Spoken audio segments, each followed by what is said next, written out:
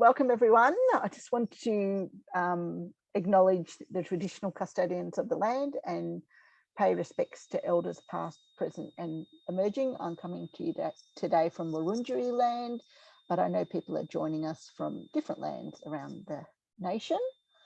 And it's my absolute pleasure to introduce Louise Brown. So Louise, I've probably known for over 20 years. We're a mothers group together, and Louise has over 30 years experience as a special education teacher, both in Australia and in the UK, and is currently undertaking a PhD focusing on intellectual disability and the digital divide. So I think there's a lot of interesting research that will go on there, and I look forward to reading your final PhD in a few years' time, Louise, when you publish. Many years' time. And Louise has coordinated NCCD programs since 2016 and is knowledgeable about a range of disabilities. So welcome, Louise. Thank you. I'll just let people know the session is recorded. We're happy to edit comments out of it. If you want to ask a question at the end, we'll probably edit all those questions out. And if you want to ask something while Louise is doing her session, please put it in the chat. And, if it's appropriate, we can pause, ask the question. We don't have to put your name to it if you don't want to be recognised on camera, because the session will be recorded and put up on our website. There was a lot of interest in it tonight, but we know with Swan families, people can have the best intentions and things happen and people don't join. So welcome, Louise, and I will be quiet and pass over to you. Thank you. Thank you, and thank you very much for having me this evening. I just wanted to present some of the basic information around the NCCD and how it plays out in the school setting, and the best way to, inform yourself about the different aspects of it and how to work collaboratively with schools to achieve the best outcomes for students. So what it is it's a collation of data on students with a disability Australia-wide. So it includes primary and secondary schools, including the government, Catholic and private sectors. It began in 2016, replacing the old Commonwealth funding. And basically what it set out to achieve was to gain information about the number of children in Australia who are experiencing some form of disability, and looking at an equitable way of addressing funding within schools to meet the needs of all students. And at the moment, we're looking at about some 20% of students in schools across Australia. To be on the NCCD, you have to have a diagnosis. The exception to this is an imputed diagnosis, where students have been identified as having some behaviours that need support. That may lead to a formal diagnosis, or obviously in the case of children in SWANs, not necessarily having a firm diagnosis, but having a range of learning behaviours that impact the child's experience within the classroom. So students must have documented adjustments to their education. They must be those adjustments must be in consultation with parents and may include external allied health professionals as well. And the collection of this data is compulsory for all schools in Australia. It runs every year from August to August. And this year the census is on August the 4th.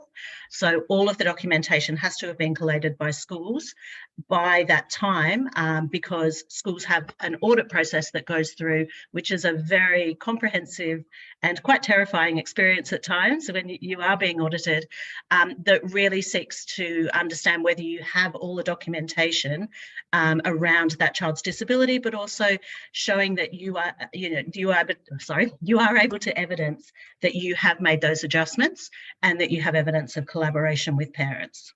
So it really is a model that seeks to be collaborative in nature and ask schools to really reflect upon the way in which they're addressing the needs of children with a disability. Just go to the next one. Under the NCCD, there are 4 categories of disability. The first is cognitive, which does include intellectual disability, dyslexia, language disorder. The second is sensory, including hearing and the visually impaired. Social emotional is perhaps the most growth-prone area of disability. As with the DSM-5, the Diagnostic Statistical Manual of Mental Disorders continues to recategorise and identify emerging social emotional behaviours. The general ones we look at are ASD, so autistic spectrum disorder, and attention deficit hyperactivity disorder. But increasingly, we're finding anxiety-based disorders, oppositional behaviour type disorders, and evasive behavioural disorders within the classroom. Physical include anaphylaxis, asthma, medical conditions, and this is where, as a school, you don't just have a plan for these students, you are making adjustments within the classroom or on camps or at sports days in order to address those difficulties. There are 4 levels of adjustment, and each of them attracts a different level of funding.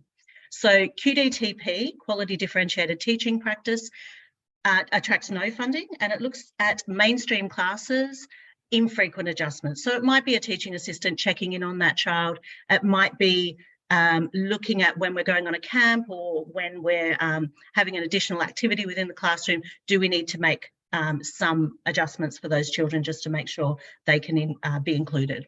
Supplementary is the next level of adjustment that does attract funding, and it's looking at support at specific times and using additional resources. So typically in a school, that would be children who come out for targeted interventions. It might be a situation where a child has an in-class support person just for English or just for maths, but additional supports are occurring regularly, and that is the level of adjustment at supplementary. At substantial, we're really looking at daily support, modified curriculum, and modifications to activities on an ongoing basis. And at the extensive level, which attracts the highest level of funding, there is a significant amount of daily support, highly modified curriculum. This child needs adjustments on a daily basis in order to be able to access education. When we're looking at audit on the NCCD, we're looking at the audit process, basically, I should explain that, sorry. That is where the NCCD board come to the school and say, we are going to audit all the children who you've put on the NCCD. And it could be that the school's in receipt of $120,000 a year, possibly $150,000 a year, depending on the number of students in the school who have been identified with a disability. So when a school is audited, we have to provide proof for every child we have on the NCCD to demonstrate that we have the required documentation. So we have proof of disability. We have documented parental collaboration, so we've had meetings with parents. If we have an individual education plan, there's evidence that the parents have collaborated on that plan. We've documented those adjustments, so we haven't just said, you know, John has a support assistant coming in 3 times a week. We actually have evidence of when they come in, what they do. We have notes from that support assistant. And that we have a documented monitoring and review process. And typically in the old days, I guess, of special education, it was the special education department or the integration department who managed and ran all of the support services for children, whereas the documented monitoring and review process involves all of the teachers, particularly in secondary schools, teachers in every class area, being able to document that they have made adjustments, are aware of the child's disability, and are undertaking an ongoing monitoring process to ensure that they are meeting the needs of that student. And we have to evidence that for every single student we put on the count. So how the data is used. Basically, the information is used to support students with a disability, and it looks at becoming a routine daily practice for schools. So it's not the purvey simply of the special education department to put teaching assistants in classes, or the responsibility of the head of special education to oversee all of the support for students. It's looking at that process becoming endemic across the entire school, making every single teacher responsible for meeting the needs of students with disability. It also encourages schools to reflect on practice and provision. And even though I said it is a daunting process for a school to be audited, it is a really positive process as well, because it encourages schools to reflect on their own practice and to continually update the methods by which they record adjustments and look at the ways they can improve on an annual basis. It informs funding for schools, as I said. There are different funding amounts for each category. and each level of adjustment. Schools typically don't advertise the amount. They can be creative about the way they use that funding, but when push comes to shove, they do have to demonstrate that they have used that funding to meet the needs of the students on the national count based on their needs and ability.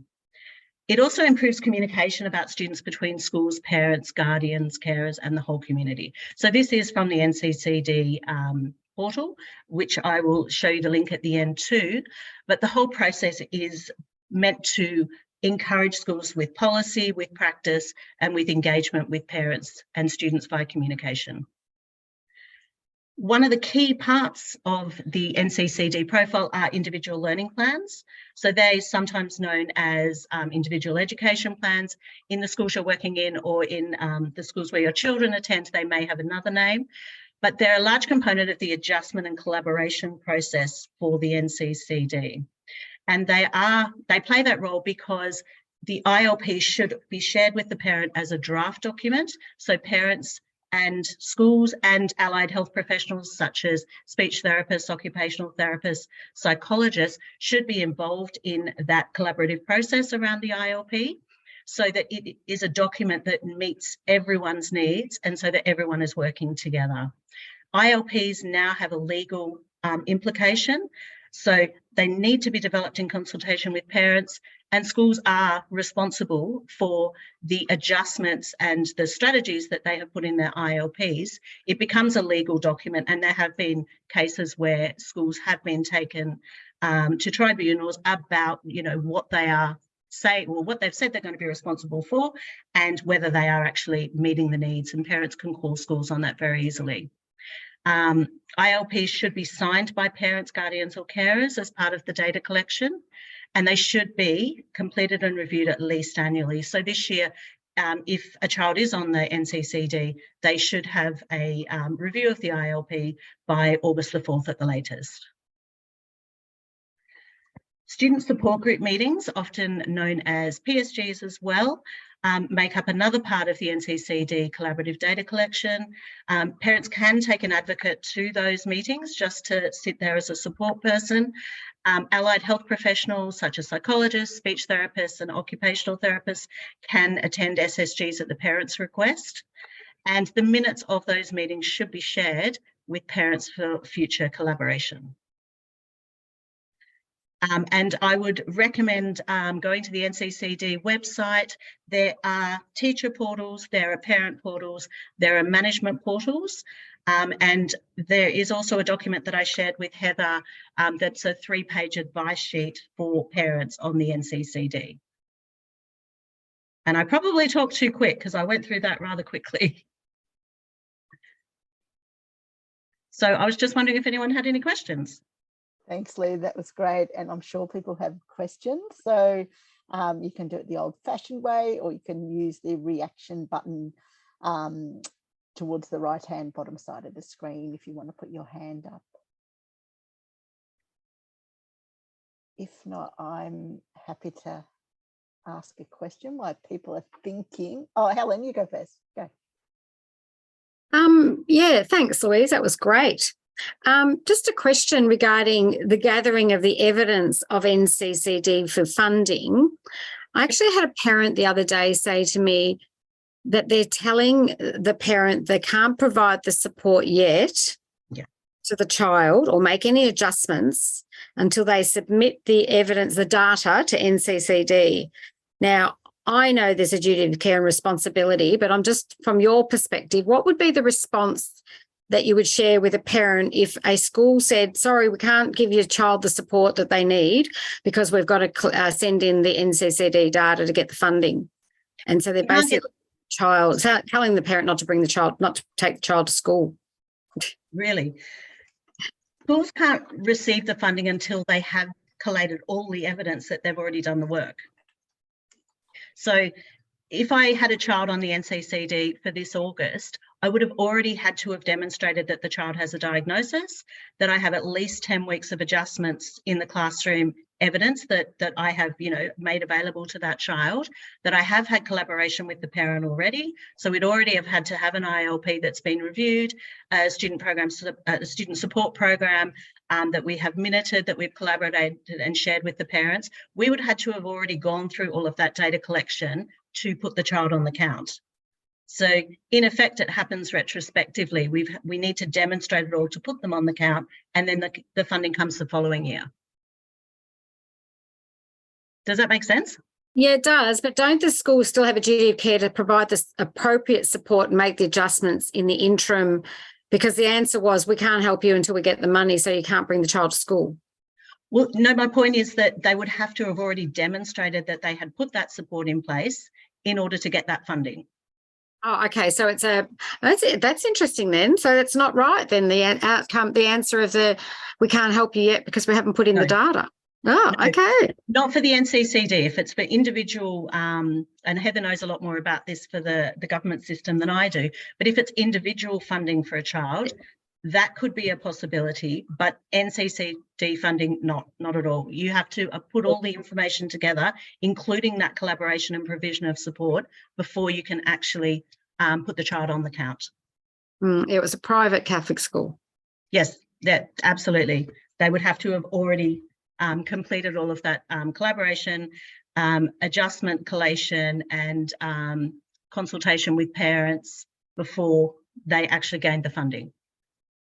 Because otherwise, if they put the child on the national count and were audited, they wouldn't be able to justify why that child was on the count, because they hadn't collected all of that information and showed evidence of provision already being met when they put the child on the NCCD. I'm hearing you. So basically the support's got to be put in place first, the evidence gathered, and then the confirmation is then funded. So yes. You just, yeah. But what is the school's responsibility though in their story, in their statement? You can't send the child to school. I mean, I know the answer, but I'm just interested in your point of view. Sorry, Helen, can I just interrupt? Lou, can you stop sharing possibly first? Oh, yes, of course. Thanks. Sorry. That's bad. I think it's so far past COVID, I've lost all my Zoom skills. No, I would say that's outright discrimination. And they wouldn't be allowed to do it. And parents could take them under the Disability Discrimination Act.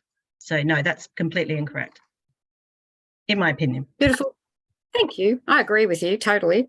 And that was my statement. But yeah, I'm just interested on your perspective. So thank you. And in an audit situation as well, if you didn't have that evidence, you would have your funding removed. So typically, the last time I was audited, supplementary funding was about $5,000 per student, which is a significant amount for a school then to lose. So, Louise, I've got a question just to clarify in relation to children starting prep and to the transition from primary to secondary. So when a child, because the census date is not till the 4th of August, if a child starts in prep, the school needs to put in place what is required for that child to collect the evidence, and then they put in, so that child won't be funded until the census date on the 4th of August, unless I guess they've reviewed the child in the kinder setting, preschool setting, and put in for the funding in the previous August. Can the school do that? Can they put it in for the previous year? So because the child won't start school until February, and the NCCD runs from September to August to August, they can still provide the provision within the school setting, but they wouldn't be funded until the following year. But schools should do that anyway, because effectively when you've put in for your Year 12 students, you've still got those funding opportunities once those kids have left school that you can use for the following year. So in that way, you can spend the year's funding supporting the new incoming students who you will retrospectively get the funding for, in the following August. But you'd provide unless it's early learning years through to Year 12, you wouldn't be able to do that for a child you've never met. but it would be, the onus would be on the school to make that provision come February anyway. Mm. So Lou, theoretically, government schools are out of pocket until they get the money in August. Theoretically, yes. Okay. I For have a prep student. yes, Yeah, yes. and if I think it would differ as to what level of support a school was prepared to put in for a prep student until they get funding. Some would be more willing to do that than others. Particularly schools who run on the sort of let them settle in and see how they go model. They might make that choice, but then they might become, once they get that funding in August, they might then spend the last quarter of the year in more intensive support. But they get the NCCD funding in bundles across the year anyway. So it doesn't all come in one lump sum. Mm. Nicole? Louise, with that funding, is it, so say for example, my son is in a class and he's got 5 other children that don't have as many needs as him, but he gets all the funding.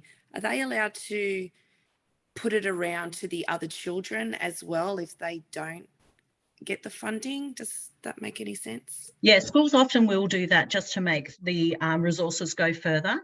Yeah. But the weighting should always be on the child who receives the funding. But the Okay. teaching assistant, say, who might be using that funding, might also check in on a few other students, particularly Yeah. students they are then going to look at getting funding for the following August. Okay, So, thank you. But the onus should be on your child if they are the ones in receipt of funding. Yeah, okay, thank you. They do you- that. Pardon? I mean, I do that, definitely. If you've got 3 supplementary students in one class, that funding goes a lot further if you put them together. Yeah, that's pretty much what's happening. Yeah. Do you look at TAFE in New South Wales at all, or this is just to year 12? Just to year 12. Okay, that's Yeah, okay. it's a different funding system for TAFE. I have to admit, I don't know it at all. That's okay. I'll look it up. Thank you. Louise, you spoke about the 4 levels of funding. Yep. And level 1, where it's quality differentiated teaching, there's no dollar figure attached to that. No. So the schools are expected to do that, slight adjustments on their own bat without any funding. That's correct? Yes.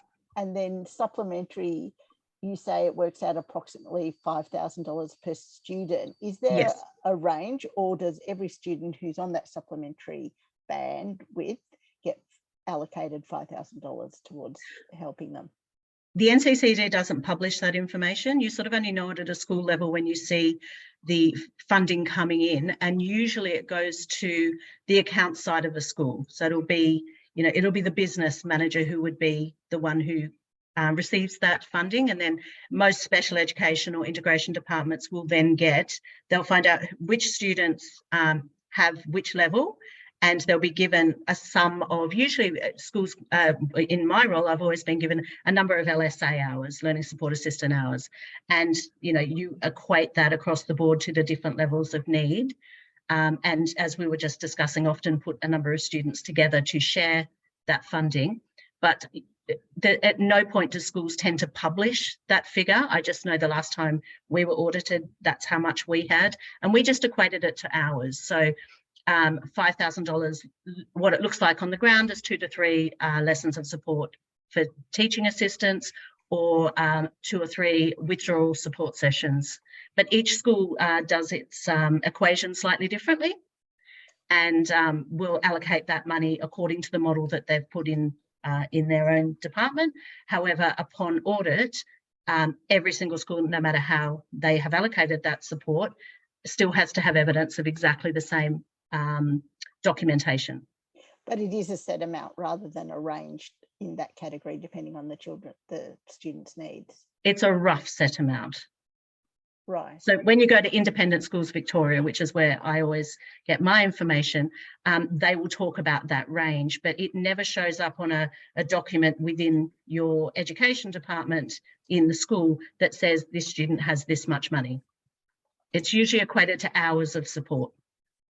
Right. But even if you're a parent and you're looking at the NCCD, you can't really see how many hours of support. It doesn't say if your child has supplementary funding, that will equate to 2 or 3 lessons, because at the end of the day, it's up to the school.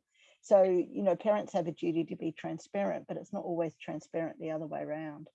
No, I understand that. If you look on the NCCD website, it will go through a range of different strategies and support mechanisms that each level attracts.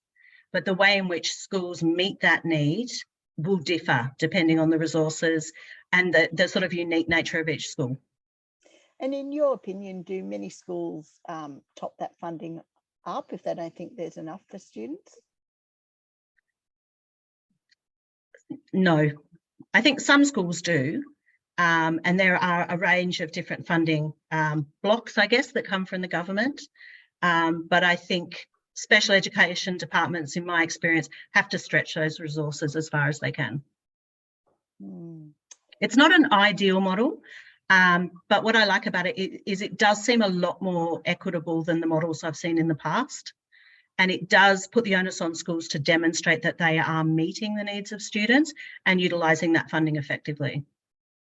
You know, it's interesting, and it's interesting talking to other SWAN families in different states, how it, you know, works. One family, well, one case I heard is they were offered like one individual learning plan, SSG type meeting for the year, which, you know, they weren't very happy about. Does anyone else have any questions for Louise? So, hi, Michelle. I did. Hello, how you going? Hi. I'm a teacher myself. I actually teach in secondary, so I've heard a lot about this, but I guess at my school, the policies and things are all put in place. So we're just kind of, as a teacher, we put our goals forward and all that sort of stuff. But now, as a parent, I've got a preppy with, a couple of diagnoses, and I'm really, really struggling with the school. I had to beg to get an individual learning plan in term 1. Sometimes it's good knowing what you've got to ask for. And I knew about NCCD, but now, like, I got the individual learning plan eventually when I told them that his condition was a lifelong neurological disability. They finally listened to me and they organised that. Once they did the ILP, they didn't even put the diagnosis on there. They said at our school we only do 2 goals, and that's sort of where they were. And then they didn't really even mention NCCD. So I don't know whether I need to bring that up or if they just think it will be ignored. But I really want him, like, he needs to be on this. And I kind of just need to know how to approach the school and where I go to from there. So I think you definitely need to approach the person who's in the support role.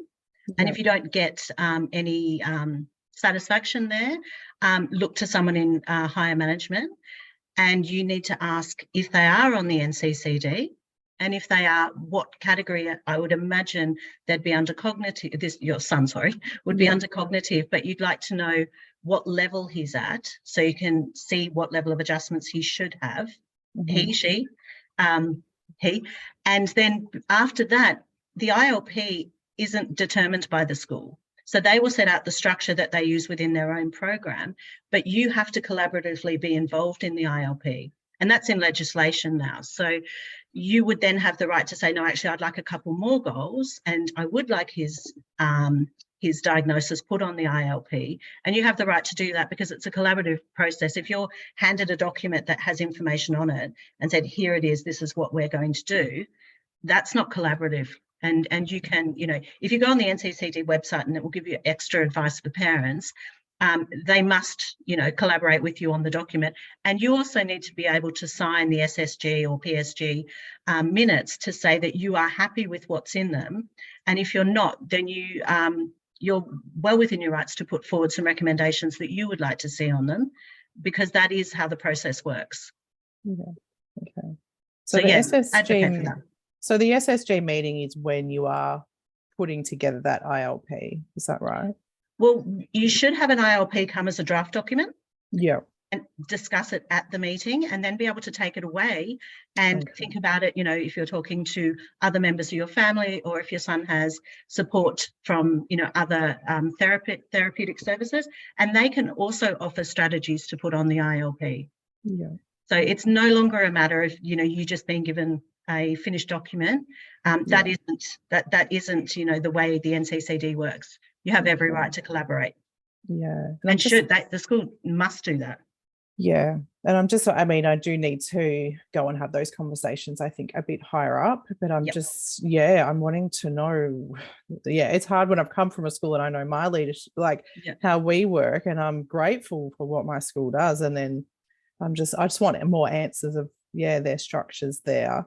The other thing I wanted to ask was, when they say they need to be diagnosed, that's sometimes such a hard thing to be, and I feel that a little bit with kids that are on NDIS as well, because that's a struggle going from early intervention to NDIS and getting, who is this? What is this diagnosis, or who do you get that from, and what's accepted as a set diagnosis?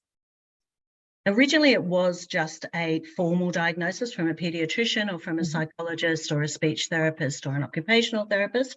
Imputed disability has now become a much more prominent area, and that is where there are a range of behaviours that have been noted by either external therapists, a paediatrician, where you know that something isn't optimal. And that there are adjustments that are needed in schools to support the student, as long as there's regular collaboration with the parents. So there's evidence that you and the school both agree that there are some difficulties. Imputed disability in the NCCD structure now has a place that most schools are using. So it doesn't need to be a formal diagnosis of, say, autism or attention deficit disorder. It could be some sensory processing issues that you know may lead to a diagnosis down the track, or may just sit as a set of behaviours, educational behaviours that you know the child cannot participate at the same level as everybody else in their class, and then that agreed understanding is absolutely fine for NCCD documentation. But that has increasingly become a category. The imputed disability was quite a small part of the NCCD a few years ago. Now it's quite a large part. Okay. And I think sorry, one last thing, and I hope this is helping other people, is applying for, or putting the NCCD, is that the only way that I know my son will probably never qualify for an aid or for any hours. I understand that shared sort of process in classrooms. Is that the only process that because I remember 10 years ago when I was a coordinator, that it was like May was the cutoff, and so is that the only process of that aids are allocated is through this NCCD process? In mainstream schools, Heather, you might be able to talk a little more about the PSD program. So different states have different funding models. So in Victoria, it's the Program for Students with Disability, transitioning towards disability inclusion. New South Wales, they call it the Integrated Funding Support. So depending on what state you are, will depend on what how it's funded to make those adjustments for students with disability as well. And in independent schools, it follows more the traditional, like the NCCD funding. But there are loadings on government fundings according to the NCCD, and there are additional funds devoted to students in priority groups. And then if you look at different state models, some states have special schools, some have what they call supported schools, some have supported units, so they might have a mainstream school and they have a supported classroom of that mainstream school. And that's, you know, probably the model you see more in New South Wales. Very few Victorian state schools have a supported learning unit. They tend to just, the mainstream schools integrate kids with disability, and then some kids do dual schools, and then their funding split between the two schools, whether it be a special school and a mainstream school. And in Victoria, we have special schools, which have, to qualify to go to a special school, you generally have to have an IQ between 50 to 70. Sometimes schools are a little bit grey around that, and they might say, well, actually, this is the best school for the students, so they might make an exception. And then you've got special developmental schools or special development schools, and they're for IQs under 50. And then you've got specialist schools, which are IQs under 70. So they cover both special developmental schools and special schools. Heather, can I ask, specialist schools, and I've heard that term, but not for IQ under 70. So what? So a specialist school is, so Port Phillip is a specialist school, so that does everything under 70. Peninsula. So what's the difference between Peninsula. special school and specialist? Like, because special schools are 50 to 70. Specialist is anything under 70. So it incorporates a special school and a special developmental school setting. Oh, it's combined special and SDS and Port Yeah. Phillip. Oh, I didn't ever realise that. Okay. And Mornington, Peninsula Specialist is the same in Dramana. Everything under 70. And then you've got the schools for high physical needs like So Belmore. Yes, and then there's 4 schools that actually have a nurse on site. So that's Glenroy, it's Glenellen, it's Nepean, and there's one more. Be Belmore, wouldn't it? Yeah, but no, I think there's another bigger one that has it. So it might even, Rachel's saying Yarrabah. yeah, maybe. Don't know that one. Yeah. Yeah. Okay. I didn't realise Port Phillip. I thought Port Phillip was a special school. I didn't realise it was combined. Yeah. Yeah, I'm not sure about Yarrabah, but I know there's like 4 main ones, and yeah, they tend to have children with more significant disabilities that might need some medical care. So I'm sorry. Go on. So our daughter's at kinder at Yarrabah. So and I've visited Nepean. So I'm even more confused now by how they categorise special schools. I know Nepean is more physical needs. I know Yarrabah is more intellectual, but like if our daughter's both, then what do you do? Like, so no, Nepean takes physical disabilities and also children with IQs under 50. So it's a special developmental school, but a lot of it does. I mean, all special schools and special developmental schools take children with physical disabilities. They can't not, otherwise it's discrimination. Same with the local primary school. If you've got a child in a wheelchair and they want to go to the local primary school, the school has to put in funding for ramps, a lift, a hoist, and make those adjustments. So you can go to the Department of Education website and you can put in special schools, and it brings up a list of all the special schools, and you can select one in your area if you want your child to go to a special school. I think you've just got to bear in mind it's individual choice and be open to change if it's not working. And some mainstream schools do it really, really well, and some special schools, you know, suit some children better than others. So my advice is talk to other parents who've got kids at that school and get their take, because you can look at a school and it might be all nice, shiny and clean, and it looks really, you know, that you think it'll be the best fit for your child, but then you get in there and it might tell a different story. So I think, you know, you get good teachers and not so good teachers everywhere. Just I'd encourage you to do your own research and talk to other parents, because they can tell you all the ins and outs of the school.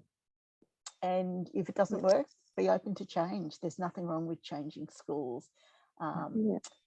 So this is a breakdown of the number of special schools per state. So you can see, you know, there's a lot more government special schools than Catholic ones or independent schools. So, and then we've also just added the Department of Education offers placements based on eligibility. A panel is involved in the decision-making process. But we've just put together an education little booklet on our website. It'll go in our newsletter next month, but we can also send you a copy of that when we send the NCCD PDF, and also a copy of these slides if you think it'll be helpful. And just remember, and I guess the main difference with special schools and special development schools is the ratio of teachers. So a lot of special developmental schools might have 1 teacher to 4 children, whereas a special school might have 1 teacher to 12 children. And there might be more education support staff floating around the school in a SDS as opposed to a special school, and they might have a bigger allied health team as well. So, you know, ask the type of questions, you know, what's the ratio of staff to students, because it will vary. Yeah. But look, all schools, it's up to the school to apply for funding on behalf of families. Families don't have to do it by themselves. You know, if you're thinking of sending your child to a particular school, ask on our closed Facebook group, does anyone else have a child at this school? And, you know, people generally are happy to share their experience of a school. And, you know, as I said, not every school is going to suit every child 100%, but you might go, well, actually 90% is okay. That's all right. And I will stop sharing that. Heather, I would also say, you know, if you're not looking at a special school, if you're looking at a mainstream school, as a parent, it's really great to speak to the special education coordinator as well as the principal, because often you'll hear a very different picture. Yeah, that's really good advice. And I think sometimes it does come down to the teacher as well. You know, some teachers prefer to have a child, the support person in the classroom helping the child, and other teachers would prefer them to go and work in a special unit with some other teachers where they get that close support. So have a think about what model you think might work for your child best, and have those discussions, because it's, you know, it's teaching and parenting, it's a team effort when your kids are concerned and you want the best outcome. So ask the questions. If you're not happy, ask again. And, you know, it's your child. And there's, you know, organisations who can advocate. Association for Children with Disability probably receive a lot of school calls around education. Helen, you'd probably be able to talk to that more. Yeah, there's. I can put a list in of all the you know, advocacy organisations across Australia, because ACD actually wrote one up. So if that's what you asked, sorry, is that what you asked me? Yeah, there are advocacy places to go to. Yeah, I think that would be really useful if ACD's got one, and we can, if you email it to me, Helen, I can chuck it on there. I'll pop it on the pop it on the chat. Well, does anyone have any closing questions? If you do think of something afterwards, we can always email them to Louise, and hopefully she'll be very kind and answer them back for us. No, absolutely. And if there's something I don't know, and I'm sure there's lots of things I don't know, very, very happy to find out and get back to you, because it'd be great for me to sort of cover more information for my own learning as well. So yeah, very happy to follow up on anything. Oh, that'd be great. Thank you, Louise. Yeah, thanks, Louise. That was good. Yeah. Thank you. Well, I'll give Louise a clap.